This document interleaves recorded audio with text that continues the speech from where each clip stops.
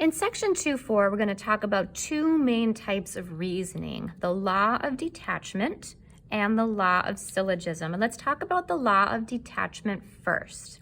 The law of detachment says that if we have a true conditional statement, okay, and so I have a true conditional statement here, and I know that the hypothesis of this conditional statement is also true, then I can logically deduce that the conclusion must be true.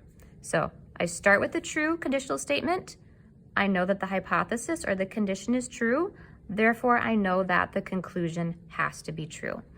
So for example, if it is raining, then we will practice inside. I'm going to say that this is a true statement. When I coached track, we weren't going to practice in the rain. We would practice inside.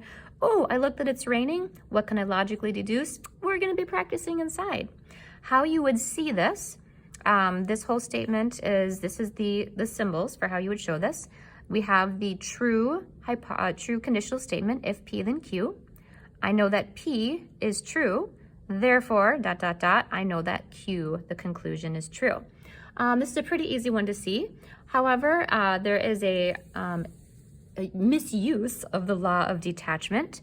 If we have a true conditional statement, if P then Q, and I know that the conclusion is true, I cannot necessarily say that the hypothesis is true. We cannot go backwards. That is an incorrect use of logic. And here is just a fun statement. I've seen this shirt out there before and I really love it. And it's this statement here. So this is on a fun shirt with a cute little otter. It says, "Otters are awesome.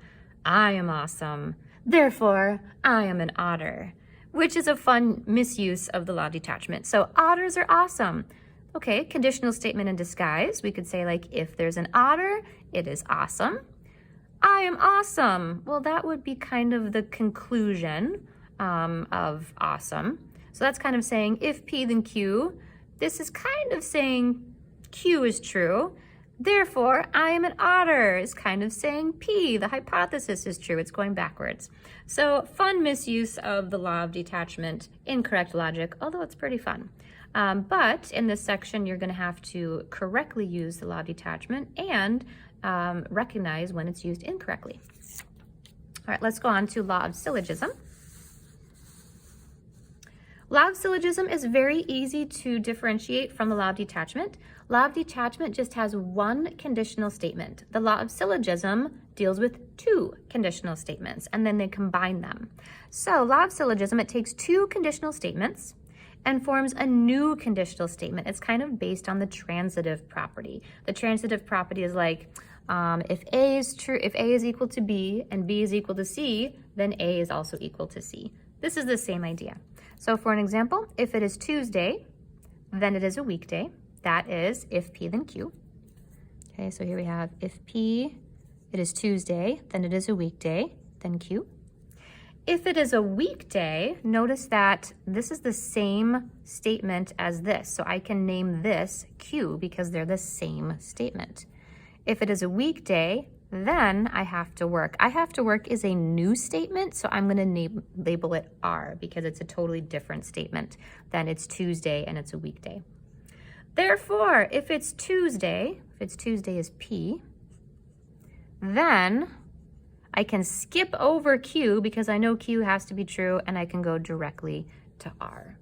So let's see, law of syllogism says if I have the statement if P and Q is true, and then I have the statement if Q then R is true, I can go straight from P to R. If P then R must be true. And notice these two have to be the same statement in order for the law of syllogism to work. All right, here we go. Here's our example. We wanted to form a conclusion for each of the following statements and identify if you're using law of detachment or the law of syllogism. Here are our four statements. Our first one is if we have if x plus 12 is 20, then x is 8. I know that x plus 12 equals 20. Therefore, what can I conclude? Well, this is if P then Q. This is if P is true. Therefore, I know that Q has to be true. This was my Q statement, x equals 8. And that is the law of detachment. Second example, If a shape has 3 sides, it is a triangle. That's if P, then Q.